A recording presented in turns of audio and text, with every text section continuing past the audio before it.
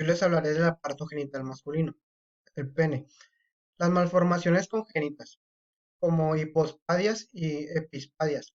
Las malformaciones del conducto uretral pueden condicionar una desembocadura aberrante en la superficie ventral del pene, una hipospadias, o en la dorsal, epispadias. Se pueden asociar a otras malformaciones urogenitales, como la criptorquidia.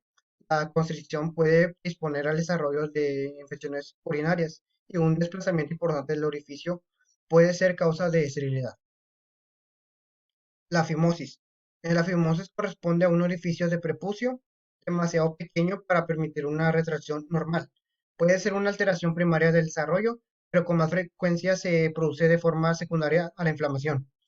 La fimosis predispone a infecciones secundarias y al carcinoma por la acumulación crónica de secreciones y otros restos, como el esmegma. Bueno, la inflamación. La inflamación afecta al glande y al prepucio. Las causas de transmisión sexual de inflamación, por ejemplo, la sífilis, gonorrea, entre otras.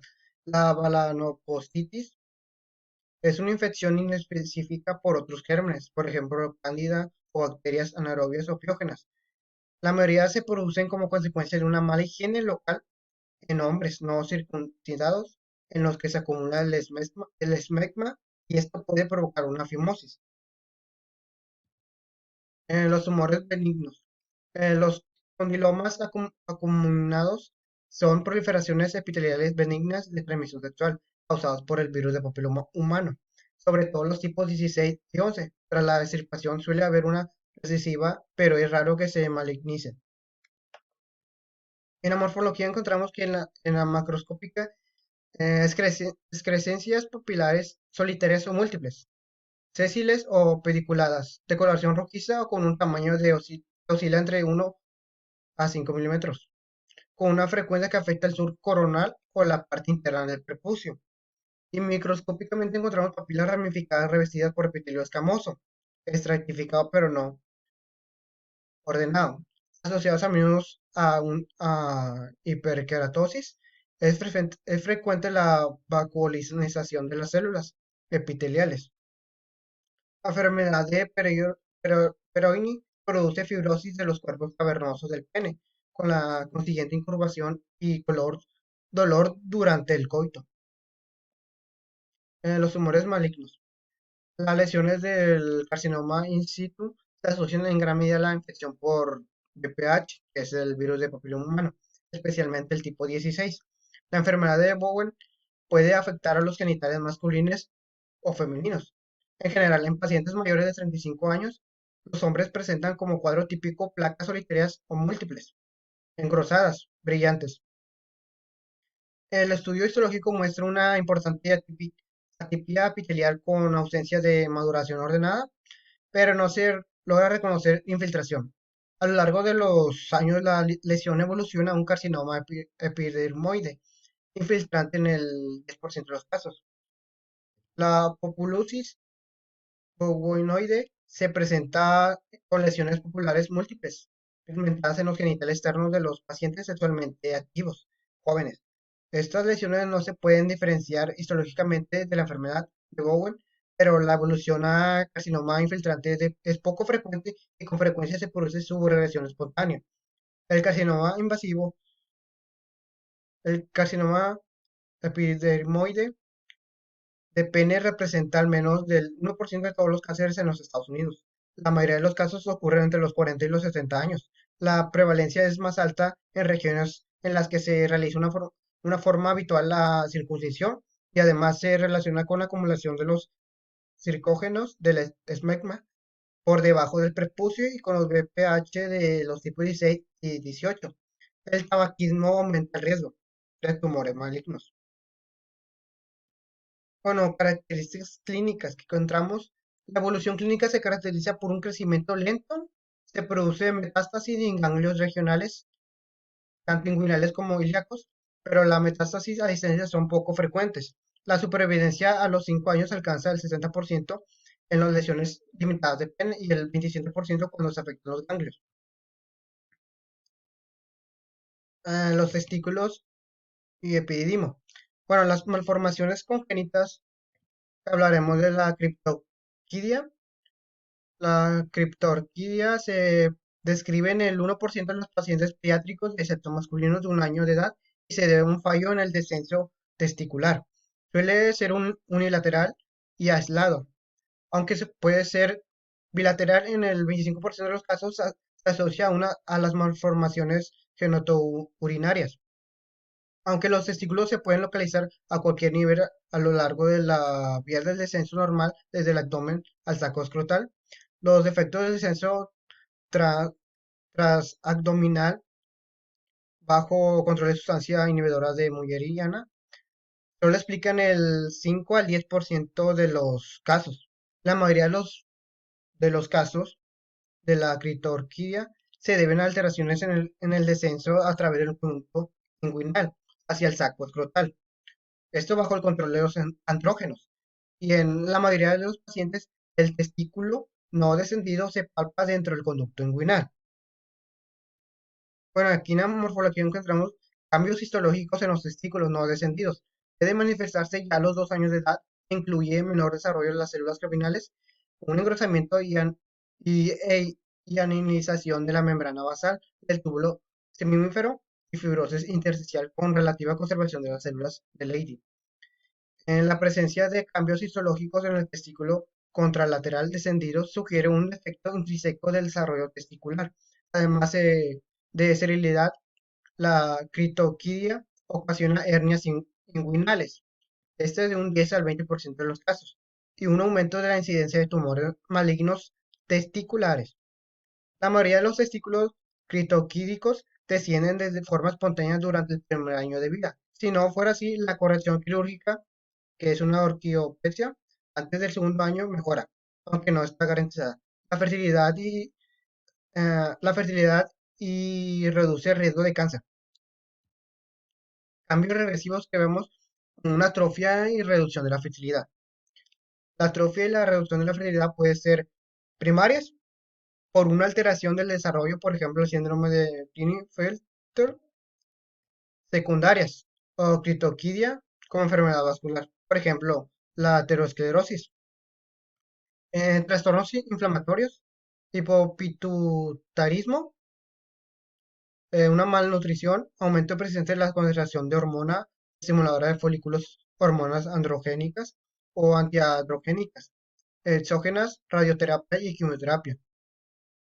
Las alteraciones morfológicas son idénticas a las descritas en la clitorquidia. Bueno, también inflamación. Los trastornos inflamatorios suelen afectar más al epididimo que el testículo, a excepción de la sífilis, que comienza en el testículo y progresa de forma secundaria afectando el epididimo. Epididimitis y orquitis inespecíficas. La epididimitis y orquitis inespecíficas se relacionan habitualmente con infecciones urinarias primarias que llegan al epididimo a través de los linfáticos del cordón espermático o el conducto deferente. Las causas dependen de la edad del paciente. La epididimitis infantil se suele asociar a malformaciones genitourinarias congénitas o infecciones por bacilos gram-negativos. En los hombres sexualmente activos menores de 35 años, la clamidia, trachomatis y Neisseria gonorrhoeae son los responsables más frecuentes. En los hombres mayores de 35, los gérmenes responsables suelen ser los relacionados habitualmente con las infecciones urinarias. Por ejemplo, E. coli, orquitis granulomatosa autoinmunitaria. La orquitis granulomatosa autoinmunitaria afecta a pacientes de media edad como una masa testicular indolora o con dolor moderado de la aparición súbita. El estudio histológico muestra granulomas en los túbulos espermáticos. Se sospecha una patogenia autoinmunitaria. Principales inflamaciones. Gonorrea. La mayor parte de los casos se produce por una extensión retrógrada de la infección desde la uretra posterior a las vesículas seminales y al epididimo. Si no se trata, la infección puede ocasionar una orquitis supurativa. La parotiditis. La orquitis por parotiditis es rara en niños, pero aparece en un 20 a 30% de los hombres puberales que sufren esta infección. Esta se desarrolla una orquitis intersticial aguda una semana después de la aparición de la inflamación paratidea. En la tuberculosis. La tuberculosis debuta casi siempre en el epididimo y el testículo. Se afecta de forma secundaria. El aspecto histológico con granulomas calcificantes es idéntico al encontrado en otras localizaciones. La sífilis. La sífilis puede ser congénita o adquirida y puede causar corno o una orquitis aislada sin afectación de las estructuras anexiales. Histológicamente, se pueden encontrar comas nodulares o una inflamación intersticial difusa con edema, inflamación linfoplasnocítica y endoarteritis, o literalmente en uretra. Problemas vasculares. Bueno, una torsión. La torsión del cordón espermático interrumpe el drenaje venoso testicular. Dado que las arterias de la pared gruesa siguen permeables, se produce una importante ingurgitación vascular, tras la cual puede producirse un infarto hemorrágico. La torsión neonatal se produce intrauterinamente o poco después del parto. No se asocia a ningún defecto anatómico. La torsión del adulto se produce durante la adolescencia con un dolor testicular muy tenso y súbito. Se asocia a un efecto anatómico bilateral que determina que el testículo tenga una motilidad aumentada y hace una anomalía en badajo de campana. La torsión se produce en general sin ninguna lesión desencadenante y puede incluso aparecer durante el sueño. La torsión es emergencia urológica verdadera. La eliminación quirúrgica de la torsión durante las primeras 6 horas permite conservar la vialidad testicular para evitar la recaída o que se produzca un cuadro similar en el otro testículo. Se procede a la fijación de ambos testículos al escroto de forma quirúrgica, lo que se conoce como una orquiopexia. Los tumores del cordón espermático y paratesticulares, los lipomas, afectan a la parte proximal del cordón espermático. Sin embargo, en algunos casos, la grasa que rodea el cordón solo representa el tejido adiposo retroperitoneal que queda atrapado dentro del conducto inguinal con un saco herniado. Los tumores adenomatoides son los tumores paratesticulares benignos más frecuentes. Se trata de pequeños nódulos de células mesoteliales, habitualmente situados cerca del polo superior del epididimo. De los tumores malignos de esta localización son los rhabdomyosarcomas, son los más frecuentes en niños y los liposarcomas en adultos. Los tumores testiculares. Bueno, como les dije, los tumores de células germinales, el 95% de los casos suelen ser malignos y se clasifican a su vez en seminomas y no seminomas. Es muy importante recordar esto. Los tumores de los cordones sexuales y del estroma suelen ser benignos. Los tumores seminomatosos están constituidos por células que se aparecen en células germinales primordiales o gonocitos precoces. Los tumores no seminomatosos pueden recordar a las células madre embrionarias indiferenciadas, el carcinoma embrionario, o diferenciarse a otras líneas, de forma que se generan tumores de saco vitelino, como cariocarcinomas y teratomas. Aunque los tumores de células germinales pueden estar constituidos por solo un componente tisular, aproximadamente un 60% de los casos contiene una mezcla de componentes cerninormatosos y no cerninormatosos. Bueno, aquí les traigo una tablita de la clasificación patológica de los tumores testiculares más frecuentes. Encontramos tumores de células germinales y como les dije, su clasificación en tumores seminomatosos, como encontramos aquí el seminoma espermatocítico y también los tumores no seminomatosos como el carcinoma embrionario, el tumor de saco vitelino, el coriocarcinoma, el teratoma y tumores de los cordones sexuales y el estroma, también tumor de las células Leydig, tumor de las células de Sertoli. Bueno, los tumores de la célula germinal. La incidencia de los tumores de las células germinales en Estados Unidos es de 6 casos por cada 100.000 habitantes y afecta a los pacientes de raza blanca 5 veces más que a los. Se trata de tumor maligno más frecuente en los hombres de 15 a 35. perdón, a 34 años y se produce el 10% de las muertes por cáncer en este grupo de edad. Bueno, en la patogenia se han implicado varios factores de riesgo. La criptorquidia es el más importante y se asocia al 10% de los casos. El síndrome de disgenesia testicular incluye criptorquidia, hipospadias y mala calidad espermática. Se ha relacionado el síndrome de disgenesia testicular con exposición intrauterina a pesticidas y estrógenos no esteroideos. Los factores genéticos.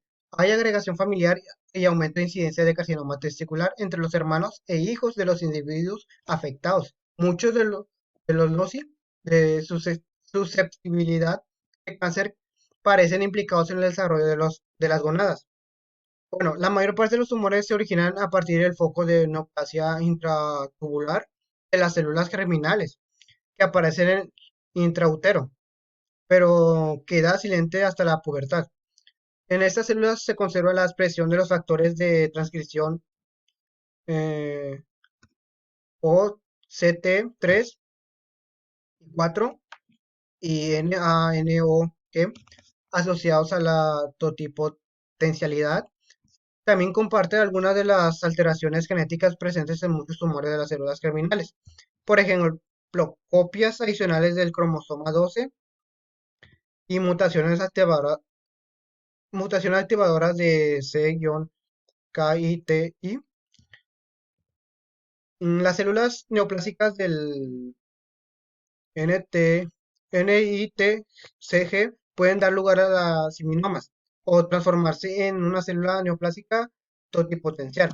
Por ejemplo, un carcinoma embrionario que es capaz de diferenciarse. Bueno, un seminoma. Los seminomas representan el 50% de todos los tumores de las células germinales testiculares. La incidencia máxima se alcanza entre los 30 y los 40 años. La morfología encontramos macroscópicamente masas homogéneas lobuladas blanco-grisáceas que en general no muestran zonas de hemorragia o necrosis. La túnica albuginea suele estar intacta. Microscópicamente esta neoplasia de células germinales es la que más frecuencia muestra un único patrón histológico. La masa está constituida por grandes células seminomas poliédricas que contienen abundante de citoplasma claro, núcleos grandes y prominentes nucleolos.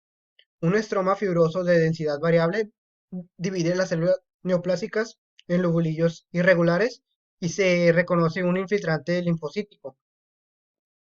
Las células tumorales muestran una positividad difusa para el E-KIT o el OCT4 y la fosfatasa alcalina placentaria. Aproximadamente el 15% de estos tumores contienen células sincitiotrofoblásticas. Este tipo de células expresan la gonadotropina coriónica humana. El seminoma espermatocítico. El seminoma espermatocítico es una neoplasia poco frecuente, del 1 al 2% de todos los tumores de células germinales, que afecta la forma característica a pacientes más mayores, mayores de 65 años. Se trata en general de tumores indolentes con escasa tendencia a producir metástasis. No se asocia a la NITCG. En la morfología encontramos que en la macroscópica superficie de corte grisáceo y blanda, con ocasionales quistes mucoides. En la microscópica también encontramos lesiones que están constituidas por una mezcla de tres poblaciones celulares, células pequeñas que recuerdan a los espermatocitos secundarios, células de tamaño mediano con núcleo redondeado y los citoplasmas, eosinófilo y células gigantes dispersas. El carcinoma embrionario. La incidencia máxima del carcinoma embrionario se produce entre los 20 y 30 años. Estos tumores son más agresivos que los seminomas. En la morfología encontramos que la macroscópica, la mayoría parte corresponde a masas mal delimitadas, pequeñas, blanqueosino-grisáceas, con hemorragias o necrosis puntiformes. Es frecuente su extensión a través de la túnica albuginea para afectar al epidimo o el cordón. En la microscópica encontramos lesiones, estas están constituidas por células epiteliales primitivas de márgenes poco definidas que carecen formando láminas irregulares, túbulos o alveolos de estructuras papilares. Es frecuente encontrar mitosis y células gigantes. Las células tumorales expresan OCT3 y 4, PLAP, citoqueratina y CD30, pero no el E-KIT.